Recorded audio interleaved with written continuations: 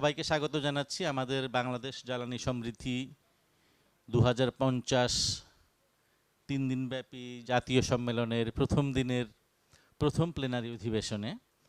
তা আমাদের প্রথম প্লেনারি অধিবেশনটি অনুষ্ঠিত হচ্ছে এখন, সেটা হারমোনাইজড ন্যাশনাল প্ল্যানস এই শিরোনামে, এবং এই শিরোনাম বা এই থিমের অধীনে আমাদের এখন যেই সেশনটি অনুষ্ঠিত হবে, সেশনটির নাম হচ্ছে আইপিএমপি, মানে integrated energy and power sector master plan and policy coherence, মানে বাংলাদেশের সমন্বিত জ্বালানি ও বিদ্যুৎ খাতের যেই মাস্টার প্ল্যান, তার সাথে নীতিগত সাযুজ্যতার বিষয়টা, একটা পলিসি কোহেরেন্স আমরা দেখতে চাই, সেটাই হচ্ছে এখানকার আলোচ্য বিষয় এই অধিবেশনের। আমাদের এই অধিবেশনে প্রধান অতিথি কিংবা বলা যায় গেস্ট অব অনার হিসেবে উপস্থিত থাকবেন জনাব শামীম হায়দার পাটোয়ারি এমপি। তিনি আইন, বিচার ও সংসদ বিষয়ক মন্ত্রণালয়ের সংসদীয় স্থায়ী কমিটির একজন সদস্য। তিনি ক্লাইমেট পার্লামেন্ট বাংলাদেশেরও একজন সদস্য। আমাদের এই অধিবেশনে সভাপতিত্ব করছেন ইউনাইটেড ইন্টারন্যাশনাল ইউনিভার্সিটির সেন্টার ফর এনার্জি রিসার্চের ডিরেক্টর জনাব শাহরিয়ার আহমেদ চৌধুরী। তার আরও একটা পরিচয় রয়েছে, তিনি সোলিস পাওয়ার অ্যান্ড এনার্জি লিমিটেডের একজন ব্যবস্থাপনা পরিচালক। এখানে আমি শুরুতে যে ইন্ট্রোডাকশনটা দিতে চাই, যে আমরা বাংলাদেশ জ্বালানি সমৃদ্ধি 2050-এর দিকে যেতে চাইলে আমরা 4টি মোটা দাগের পিলার, পলিসি পিলার, সেটা আমরা আইডেন্টিফাই করতে পারি। একটা হচ্ছে ভার্টিক্যাল পলিসি ইনস্ট্রুমেন্টস, এর ভেতরে আমরা মূলত 5 ধরনের পলিসি ডিরেকশন পাবো, আমি সেখানে আসছি। ভার্টিক্যাল পলিসি ইনস্ট্রুমেন্টসের পাশাপাশি আমরা কিছু হরাইজন্টাল পলিসি ইনস্ট্রুমেন্টস পাবো। তার পাশাপাশি আমরা পাবো হচ্ছে commitments made as international obligations, আন্তর্জাতিকভাবে আমাদের কিছু দায়বদ্ধতা এবং রাজনৈতিক সম্পর্ক রয়েছে, তার আন্ডারে আমাদের কিছু পলিসি স্ট্যান্ড রয়েছে। এবং ফাইনালি ডি, রিলেটেড পলিসিস। তো এই 4টা পিলারে আমরা মোটামুটি 15-16টা বা তারও বেশি পলিসি হয়তো আমাদের নজর দিতে হতে পারে আমরা যদি জ্বালানি সমৃদ্ধির দিকে যেতে চাই। তো আমি এখন শুরুতেই আমি আমন্ত্রণ জানাবো, তো তিনি আমাদের পাওয়ার সেলের মহাপরিচালক হিসেবে দীর্ঘদিন দায়িত্ব পালন করেছেন জনাব বিডি রহমতুল্লাহ। তিনি গ্যাপ অ্যানালাইসিস অফ পিএসএমপি, মানে পাওয়ার সেক্টর মাস্টার প্ল্যান 2016 এবং রিলেটেড আদার ন্যাশনাল পলিসিস, এই আলোকে তার বক্তব্য উপস্থাপন করবেন। বাংলাদেশের পাওয়ার সেক্টরটা কি চেহারা এটা একটু ব্রিফ করে নেয়, যারা পাওয়ার সেক্টরে আছেন তাদের বুঝতে অসুবিধা হয়তো হবে না, আর যারা পাওয়ার সেক্টরে নেই তারা আসলে অনেক কটা সেক্টর এখন হয়ে গেছে। দেখেন ministry of power and energy division, এটা হচ্ছে হেড অফ গভর্নমেন্ট ব্যুরোক্রেসি, যেটা ওইখানে বসে থাকে। তার পাশে অ্যারো দিয়ে বাংলাদেশ এনার্জি রেগুলেটরি কমিশন, বাম দিকে যেটা দেখছেন, বাংলাদেশ এনার্জি রেগুলেটরি কমিশনটা হচ্ছে মিনিস্ট্রির আন্ডারে সরাসরি না, প্যারালাল অনেকটা ধরা হয়, এবং তারা আসলে tariff, fuel quality, fuel price ইত্যাদি ডিটারমিন করে। অবশ্য ওখানে হিয়ারিংয়ের একটা ব্যাপার আছে, যা সম্প্রতি হিয়ারিংয়ের ক্ষমতাটা সরকার সরাসরি নিয়েছে। তাদের এটা ছিল আগে, যদিও তারা স্বাধীনভাবে কোনো ট্যারিফ নির্ধারণ করতে পারতো না, আমরা এটা টের পেতাম। আসলে সরকার নির্ধারিত ট্যারিফটা তারা হিয়ারিংয়ের নামে একটা অভিনয় করা হতো সেখানে, সেটাই তারা ডিক্লেয়ার করতো। BRC is that, Bangladesh energy regulatory commission. এটা 2003 অ্যাক্ট অনুযায়ী এটা নির্ধারিত। আমি তখন পাওয়ার সেলে ছিলাম, যে গভর্নমেন্টের যে পলিসি, সেই পলিসির দিকে তাকিয়ে কিন্তু তারা এটা করে। এবং the enhancement of imported energy infrastructure in flexible operation, এই কাজটা কিন্তু 2041-এ লেখা আছে। এখন আমরা 2041-এ যে একটা আমাদের দারুণ একটা ইমপ্রুভমেন্টের কথা আমরা বলছি, গভর্নমেন্ট এটা ডিক্লেয়ার করছে যে আমরা ডেভেলপড কান্ট্রিতে কনভার্ট হবো, সেখানে কিন্তু উই নিড হিউজ এনার্জি বলতে আমরা প্রাইমারি এনার্জিও লাগবে, কারণ আমাদের প্রাইমারি এনার্জি তো এত নেই। তো কাজে ইম্পোর্টের জন্য আমাদের প্রচুর এনার্জি ইম্পোর্ট থেকে করে আনতে হবে। তারপরে এইখানে এই ইম্পোর্ট এনার্জি আনতে গিয়ে এখানে রোবাস্ট ইনফ্রাস্ট্রাকচার লাগবে। আমরা এটা কোথায় রিসিভ করব? যেমন আমরা এফএসআরইউর কথা আপনারা জানেন, যে এলএনজি যেটা এখানে আনতে হয়, তার জন্য হিউজ, এখানে 2টা এফএসআরইউ চিরাঙে, কক্সবাজারে আমাদের 2টা এফএসআরইউ তৈরি করা হয়েছে।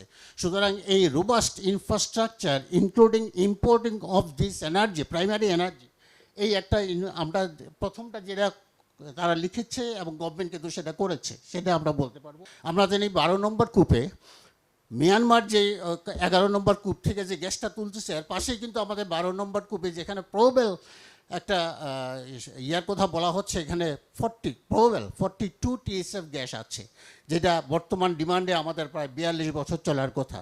আমরা কিন্তু এক্সপ্লোরেশন কেন, আমরা 2D 3D ইয়াও করি নাই, এক্সপ্লোরেশনও টেস্টও করি নাই, সিসমিক সার্ভেও করি নাই। সুতরাং আমরা ন্যাচারাল রিসোর্সে আমরা বলতে পারি we are at the zero level. মানে 2023-তে আমাদের ডিমান্ড হওয়ার কথা ছিল 19,000 মেগাওয়াট, এটা পরে আরও কারেক্ট করে নেব, 19,000 মেগাওয়াট। আজকে কিন্তু ডিমান্ড 19,000 না, আমরা দেখেছি 2-1 দিন আগে মাত্র 13,000 মেগাওয়াট ডিমান্ড ইনক্রিজ করছে। অবশ্যই এখানে ইউক্রেন যুদ্ধের কথা বলা হচ্ছে, এখানে কোভিডের কথা বলা হচ্ছে। হাউএভার যে ডিমান্ড যেটা এক্সপেক্টেড করা হয়েছিল সেই ডিমান্ড আমরা কিন্তু যেতে পারিনি। তার মানে national development specially in industrial sector is not happened, এটা কিন্তু হয়নি। আমাদেরকে ক্লিন এনার্জি তৈরি করতে হবে, ফসিল ফুয়েল বন্ধ করে দিতে হবে। ইট ইজ ভেরি, আমরা ভালনারেবল স্টেট হিসাবে এটা আছি, ঠিকই থাকে আছি। বাংলাদেশ ডুবে যাবে, বাংলাদেশের পজিশনটা এই অবস্থায়। সুতরাং আমরা ক্লিন এনার্জি ছাড়া বাঁচার কোনো কায়দা নেই।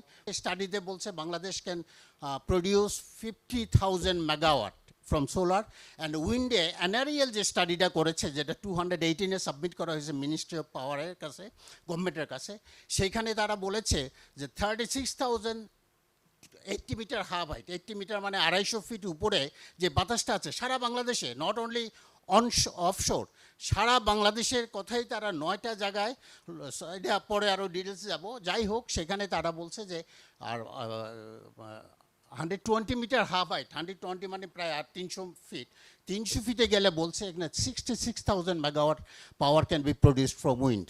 সুতরাং এবং this are cheap, this are reliable, this are human friendly, this are environment friendly. Fossil fuel বন্ধ করব, ক্লিন এনার্জি আমরা তৈরি করব সবাই মিলে। সুতরাং আমাকে করতে গেলে এটা আন্দোলনকে আরও বেশি এক্সপার্টাইট করে অন্য কান্ট্রিকে আমি বলতে পারি, বিশেষ করে 4টা কান্ট্রি যেটা পৃথিবীতে আছে, চীন, ভারত, আমেরিকা, অস্ট্রেলিয়া, তাদেরকে বলতে পারি stop your fossil fuel power station, কয়লার পাওয়ার স্টেশন, কারণ 60% ফসিল ফুয়েল কিন্তু এই 4টা কান্ট্রি তৈরি করতেছে। আমি আমন্ত্রণ জানাবো আমাদের সহকর্মী হেলেন মাসিয়াত প্রিয়তিকে। মূলত আমি আজকে যে প্রবন্ধটি উপস্থাপন করব সেটা হচ্ছে গিয়া integrated energy and power master plan IEPMP, can it address the clean energy targets. Policy যদি আমরা রিভিউ করতে চাই তাহলে আমাদের বেশ কিছু কিছু জিনিস আসলে দেখার প্রয়োজন হয়ে থাকে। আমাদের পরিচ্ছন্ন জ্বালানি বা নবায়নযোগ্য জ্বালানি যে টার্গেটগুলো, সেগুলোর সাথে আসলে কতটুকু মিল হচ্ছে এটা আমরা দেখতে চেয়েছি। এই প্ল্যানের যে কাঠামোগত যে বৈশিষ্ট্যগুলো আছে সেটা আমরা মনে করি যে 2016 সালের যে আমাদের PSMP ছিল সেটা থেকে অনেকটাই উন্নততর।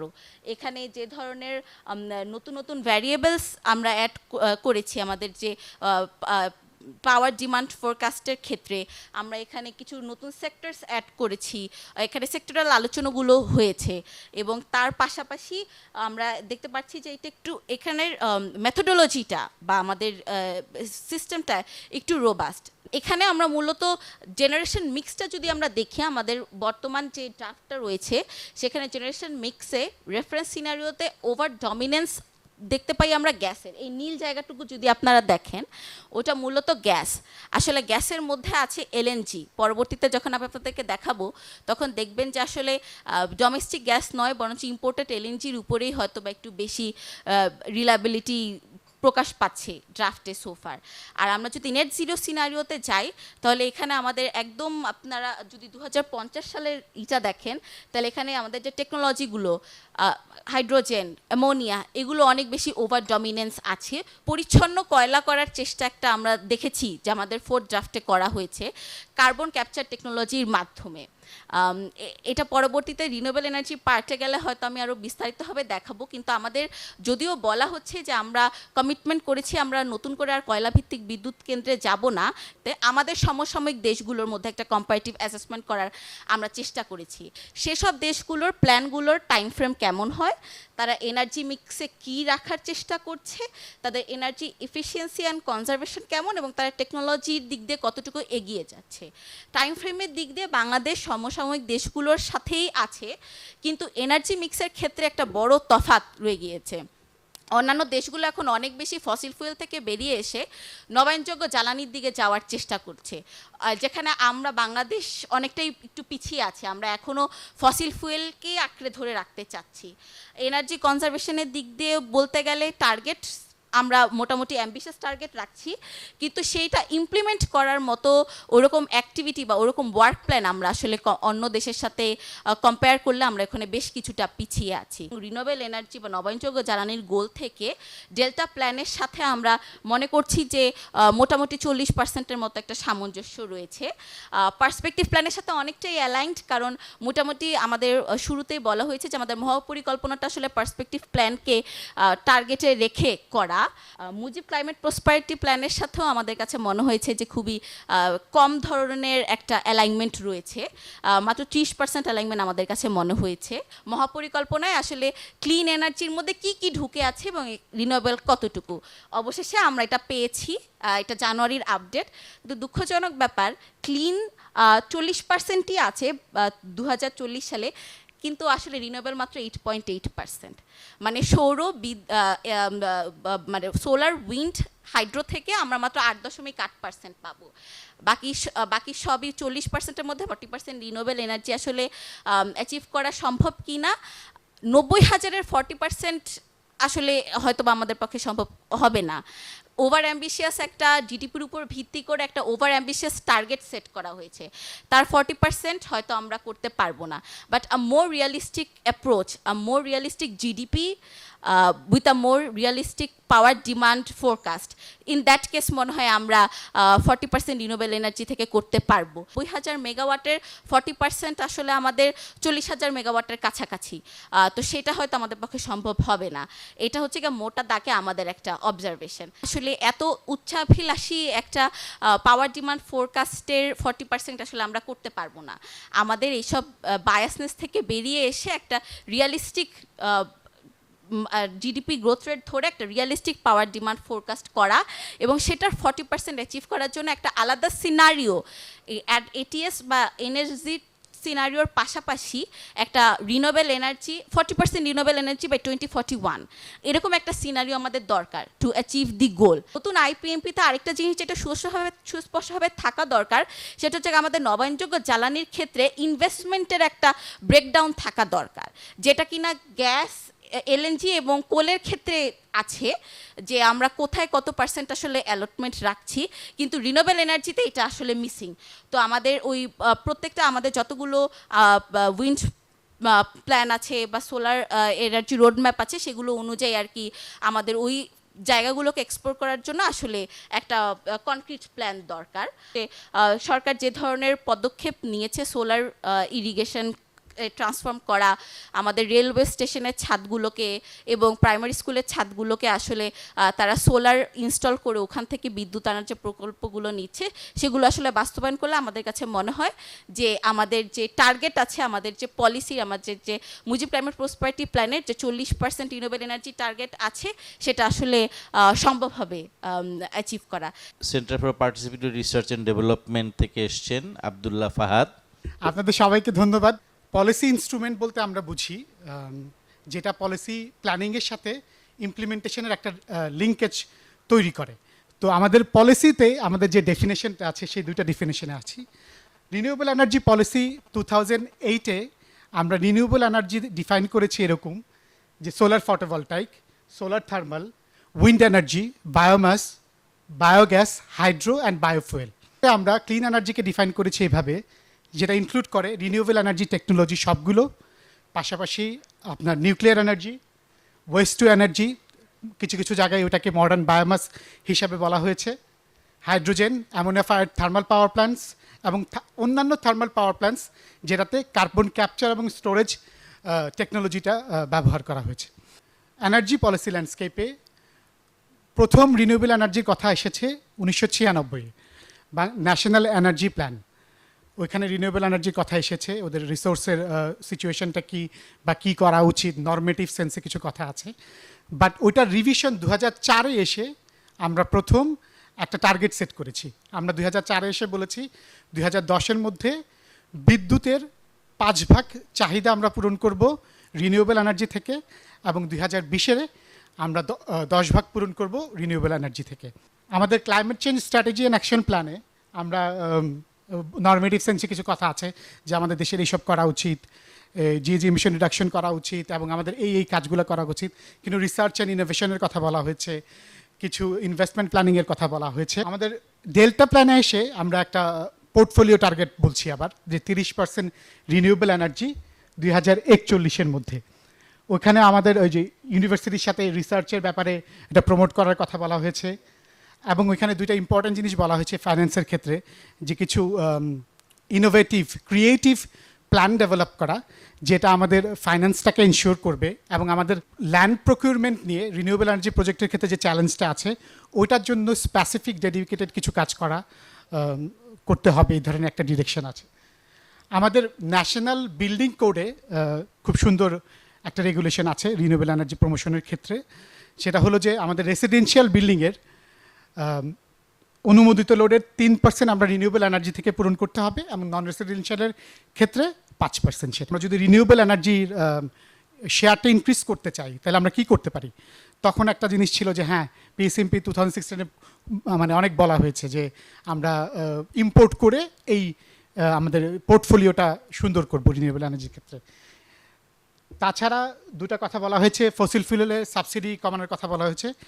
এই সাবসিডি কমিয়ে ফসিল ফুয়েলটাকে কন্ট্রোল করা এবং প্যারালালি কার্বন ট্যাক্সের কথা বলা হয়েছে, যেটা আমাদের গ্রিন এনার্জি বা রিনিউয়েবল এনার্জির ক্ষেত্রে ইনভেস্টমেন্ট জোগাড় করতেও সহায়তা করবে, পাশাপাশি ফসিল ফুয়েলটাকে লিমিট করবে।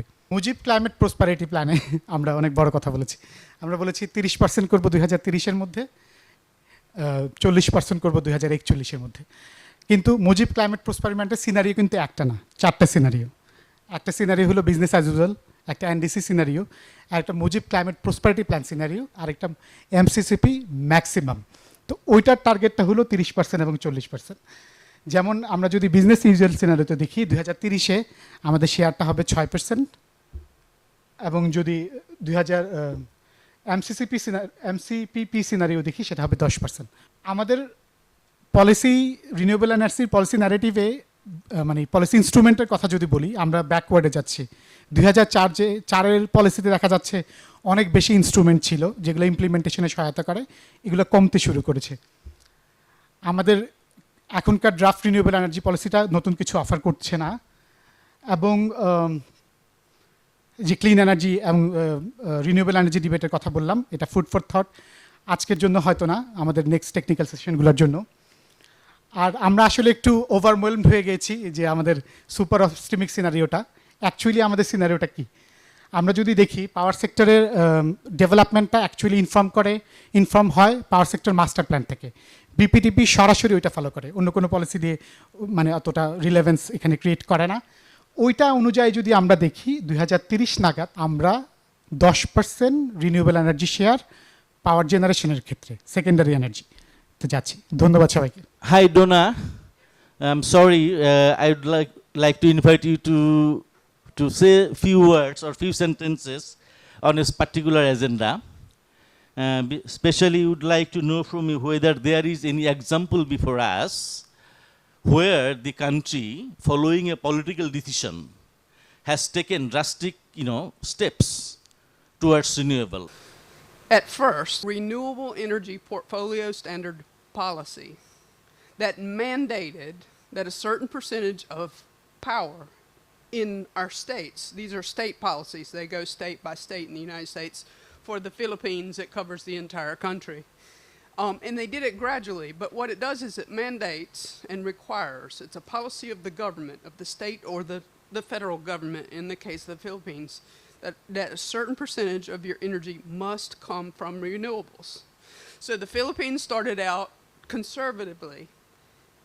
They passed the requirement and gave a 2-year grace period and said that 1%, at first 1% of the power needed to come from renewable energy. And they gave a two-year, they announced the policy, gave them 2 years so that the power sector knew that they had 2 years to make that happen.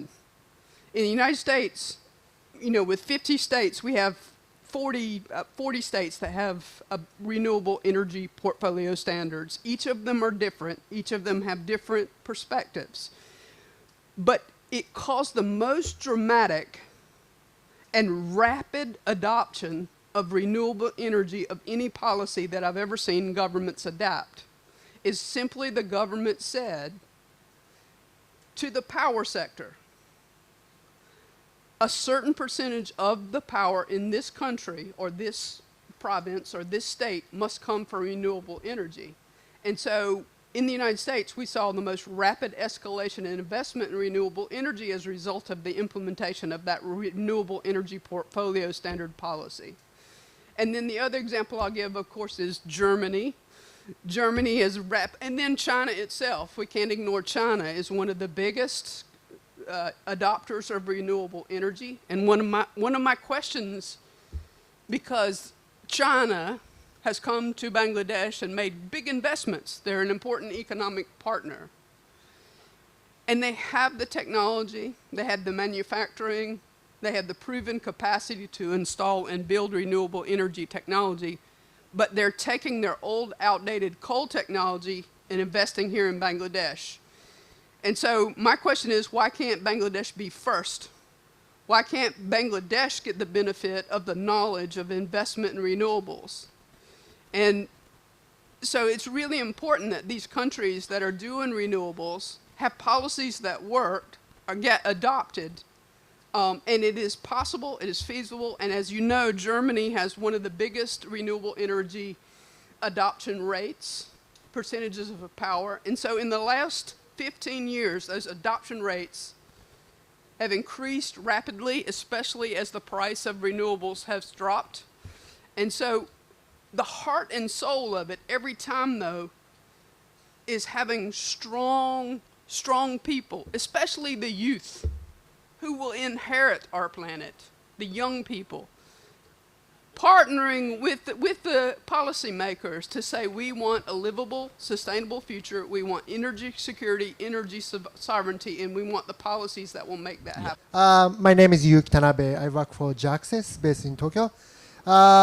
Renewable energy, so 10 years ago there's a significant political change. So the party introduced the renewable energy law. And then the renewable energy increased a little bit. But the other old industry has more power than the renewable energy industries. So now the old industry occupied everything. And IEJ, who wrote this IEP MP draft, is the largest think tank of the Japanese old industry. That's why. So Japan is trying to copy and paste of the Japanese old industries. Again so আমরা শেষ করব, আমাদের দুজন speaker আছেন, দুটো প্রশ্ন নিতে চাই, খুব কুইক প্রশ্ন প্লিজ। আসসালামু আলাইকুম, আমি মোহাম্মদ রাকিবুল ইসলাম রাহাত। এখন আমার কোশ্চেন হচ্ছে যে এই যেখানে চায়না থেকে যে জিনিসটা হচ্ছে 10,000 টাকা, সেটা আমাদের বাংলাদেশে কিনতে হচ্ছে 40,000 টাকায় আমাদের যে ভেহিকেলগুলো, এই ভেহিকেলের ক্ষেত্রে এইখানে প্রমোটের ক্ষেত্রে সরকার কি পদক্ষেপ নিচ্ছে? আমার নাম তৌফিকুর রহমান, আমি সিটি ব্যাংকে আছি। তো আমাদের আজকের অনুষ্ঠানের বা সেমিনারের একটা কমন থিম সকল স্পিকারদের মধ্যে যে ক্যাপাসিটি পেমেন্ট আমরা এক্সেসিভ অ্যামাউন্ট পে করছি। সো একজন ব্যাংকার হিসেবে ক্যাপাসিটি পেমেন্টটা মানে করা উচিত কি অনুচিত সে ব্যাপারে কোনো মন্তব্য করব না। তবে আমরা যেটা মানে সিটি ব্যাংক তো 2012 সাল থেকে বাংলাদেশের যত পাওয়ার প্ল্যান্ট হয়েছে মেগাওয়াটের হিসাবে অলমোস্ট 5 ভাগের 1 ভাগ ফাইন্যান্সিং করেছে সিটি ব্যাংকের থ্রুতেই। সো আমরা যখন এদের ফাইন্যান্সিংটা করি, when we create our financial models, আমরা কিন্তু ক্যাপাসিটি পেমেন্টের থেকে স্টেডি একটা ক্যাশ ফ্লো আসবে এটা কনসিডার করেই ওদেরকে ফাইন্যান্সিং করি। So my question is, capacity পেমেন্টটা যদি না দেওয়া হয় তাহলে what alternative payment modality are you considering, বা এটা কি কোটা কি ক্যাপাসিটি পেমেন্টটা বন্ধ করে দেওয়া হবে কিনা? সো সিটি ব্যাংকের ভাইয়া থ্যাংক ইউ ভেরি মাচ। এটা সারা পৃথিবীব্যাপী 3 ভাবেই হয়। একটা ব্যাপার হলো মার্চেন্ট পাওয়ার প্ল্যান্ট, যেখানে আপনি যতটুকুন পরিমাণে সাপ্লাই করবেন সরকারকে বিদ্যুৎ, সেই পরিমাণ টাকা সরকার আপনাকে দিবে, ওর একটা ক্যালকুলেশন করে নেওয়া হয়। দ্বিতীয়ত করা হয় যেটা নিজেদের মধ্যে কমার্শিয়াল পাওয়ার প্ল্যান্ট, অর্থাৎ যেমন ধরুন আপনারাই ফাইন্যান্স করেছেন সম্ভবত আমাদের এখানকার কোম্পানি একটি United power generation and distribution limited, তারা ঢাকা ইপিজিতে যে কন্ট্রাক্টটা করেছে সেটি কিন্তু সরকারের সাথে কোনো সম্পর্ক নেই। বেসরকারি কয়েকটি কোম্পানির সাথে চুক্তি করেছে, তারা বিদ্যুৎ তাদেরকে সাপ্লাই দেয় এবং যেটুকু সাপ্লাই দেয় ওটুকুই টাকা পায়, সেটাতেও ফাইন্যান্স করা সম্ভব। ফাইন্যান্সের মূল ব্যাপারটা তৃতীয় ফাইন্যান্সিং আপনি যেটা বললেন আইপিপি, ইন্ডিপেন্ডেন্ট পাওয়ার প্রডিউসার, অর্থাৎ আমি সরকার হিসেবে আমি বলবো যে আমি 83% বিদ্যুৎ তোমার কাছ থেকে নেব, যদি না নিতে পারি তাহলে আমি 83% হিসেবে কয়েকটা ক্যালকুলেশনের বেজে আমি একটা ক্যাপাসিটি পেমেন্ট তোমাকে দিব। এর বাইরেও বাকি দুটো ধরন আছে, সেই দুটো ধরনও আছে, বাংলাদেশেই আছে, কিন্তু বাংলাদেশ সরকার কিংবা এই ব্যবসায়িক যে হিসাব নিকাশ সেখানে সেটা করা সম্ভব হয়নি। সুতরাং বাকি দুটো পদ্ধতিতেও ব্যাংকিং নিশ্চিত করা সম্ভব। Assalamu alaikum and good afternoon. So I thanks to the organizer to give me the opportunity to speak something, and I am delighted, I am very much happy that some of the policy documents that are discussed, I mean mostly, are drafted or authored by me. I had to study all the background policy documents. Most of that policy documents that has been discussed here, I have gone through them. So what I have found that there is no coordination among the policy document itself. That means if there is no coordination or no specific target there, so people, when you are going to recommend something, then you need to work from the scratch, and it is very difficult that you are not getting support from the other policy document. To me, IAPMP is not a suitable document for us. So I personally completely reject this one. I mean, up to now, what has been suggested by there.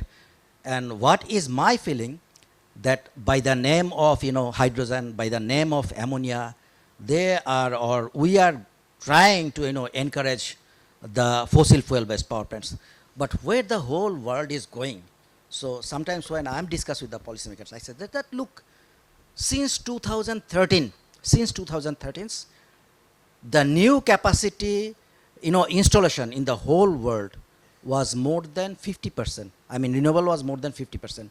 In the year 2022, the world has seen 84% of renewable energy, new capacity installation, and the rest 16% was only from fossil fuels, oil, gas, coal, and nuclear.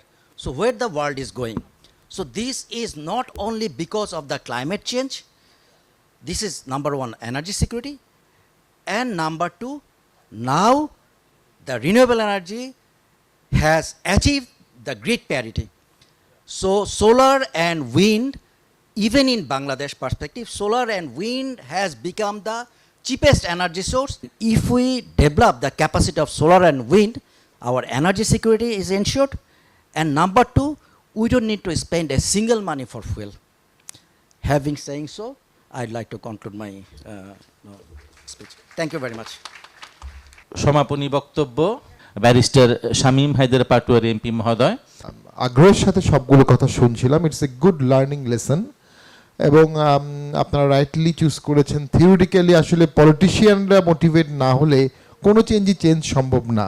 যে 72 সালের সংবিধানে তারা rural ইলেকট্রিফিকেশনের কথাটা সম্পূর্ণভাবে বলে গেছে article 16-এ, এবং disparity শহর থেকে গ্রামের মধ্যে, মানে এনার্জি একটা ফান্ডামেন্টাল রাইটস, এনার্জি একটা হিউম্যান রাইটস, এটা কিন্তু আমাদের সংবিধানেই আর্টিকেল 16-এ ক্যাটাগরিক্যালি বলা আছে।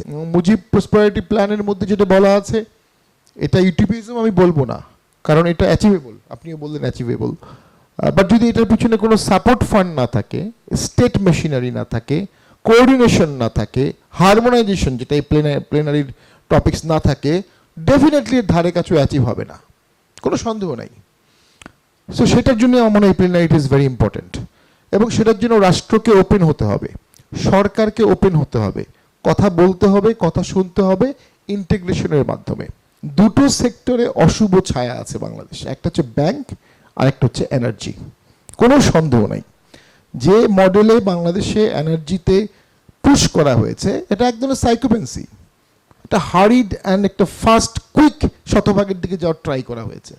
শতভাগ বিদ্যুৎ বলা হচ্ছে, শতভাগ সময় তো বিদ্যুৎ নাই, বা শতভাগের থেকে আমি বলবো 50% সময় বিদ্যুৎ অনেক সময় থাকে না, এবং সেখানে কি ধরনের ইউটিপিজম এবং নির্বুদ্ধিতার পরিচয় দেওয়া হয়েছে যে চর এলাকায় বিদ্যুৎ দিতে হবে। ফাইন, এটা ভালো আইডিয়া।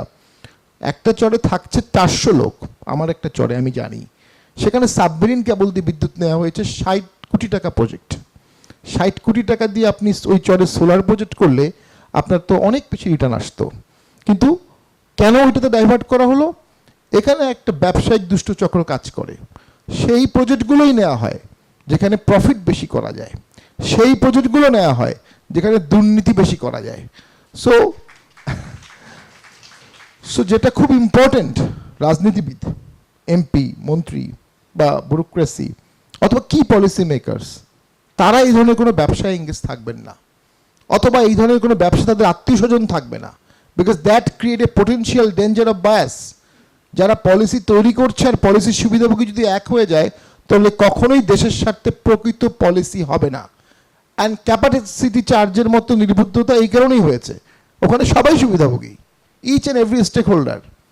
আমি যদি জানি যে 2021 সালে প্রোডাকশনে যাবে, আমার লাইন যদি 21 সালের মধ্যে রেডি না হয়, আমি কেন বলবো আমি 21 সাল থেকে আমি ইলেকট্রিসিটি নিব? আমি সেভাবেই এগ্রিমেন্ট করব যখন আমার লাইন তৈরি হবে, প্রথম থেকেই। এবং ব্যাংক তো চাবেই এখানে গ্যারান্টি দিতে, কারণ ব্যাংকের তো এখানে কোনো লস নেই, ব্যাংক চাবে যত সেফ রিটার্ন হবে। কিন্তু আমার দেশের তো লস হচ্ছে, 80,000 90,000 কোটি টাকা ক্যাপাসিটি চার্জ দেওয়া হয়েছে, গত বছর 20,000 কোটি টাকা এখনও ডিফিসিট আছে। রাষ্ট্র তো এই এক কারণেই দেউলিয়া হয়ে যেতে পারে, এনার্জি ভালো এনার্জি করতে গিয়ে আমরা ক্যাপাসিটি চার্জে ঢুকে যাচ্ছি। সম্পূর্ণ নির্বুদ্ধতা এবং প্রপার প্রফেশনাল এনার্জি লয়ার দিয়ে এগ্রিমেন্ট ড্রাফট না করা ইন্টারন্যাশনালি, সেজন্য এটা হয়েছে। কারণ আমরা যদি, যিনি ড্রাফট করতেন তিনি এই প্রেডিকশনটা করা উচিত ছিল। আমি খুব ফ্রাঙ্কলি বলি, কোনো সন্দেহ নাই যে 2001 থেকে 2006 থেকে এই সেক্টরে অনেক অনেক অনেক ডেভেলপ হয়েছে। তারপরে তো সত্য, তখন থাম্বা ছিল, বিদ্যুৎ ছিল না, এখন বিদ্যুৎ আছে, থাম্বা নাই। আমি মনে করি কোনো অবস্থাতেই 40% যে মাননীয় প্রধানমন্ত্রীর ড্রিম, এটা খুব আনরিয়েলিস্টিক, এটা আমি কখনো মনে করি না। বাট এমনি এমনি তো এটা হবে না, এবং আমি মনে করি এই সেক্টরে ফান্ডের কোনো অভাব হবে না গ্লোবালি, যদি বাংলাদেশ স্বচ্ছতা দেখাতে পারে, যদি বাংলাদেশ অ্যাকাউন্টেবিলিটি দেখাতে পারে। এটা তো আমাদের রাষ্ট্রীয় দায়িত্ব। এমপি হিসাবে জানি সোলার প্রজেক্ট এমপিদেরও ছিল। আমাদের 350 জন এমপি একটা সময় বছরে প্রায় 500 কোটি টাকার মতো সোলার তারা আমাদের হাত দিয়েই হতো, ভালো ছিল, হঠাৎ করে বন্ধ হয়ে গেল। আমাদের সংবিধানে অনেক ওয়াইড ফিলোসফিক্যাল কনসেপশন আছে, রিনিউয়েবল এনার্জি শব্দটা নাই, অথবা এই যে ট্রানজিশনটা হবে ইলেকট্রিক থেকে শুরু করে আমরা যে গ্রিনে বা রিনিউয়েবল ট্রানজিশন হব, এই শব্দটা নাই। আপনারা একটা ইস্যু রেজ করতে পারেন সাবের ভাইকে বলে, যে আমরা আমাদের ফান্ডামেন্টাল প্রিন্সিপাল অফ স্টেট পলিসিতে আমরা একটা আর্টিকেল আনতে পারি কিনা, যে ফেজ বাই ফেজ রাষ্ট্র আস্তে আস্তে গ্রিন, ক্লিন অ্যান্ড রিনিউয়েবল এনার্জির দিকে চলে যাবে। এটা আনলে আমার মনে হয় ভবিষ্যৎ সরকারগুলো এতে আরও বেশি সচেতন হবে। সবাইকে ধন্যবাদ। ধন্যবাদ সবাইকে।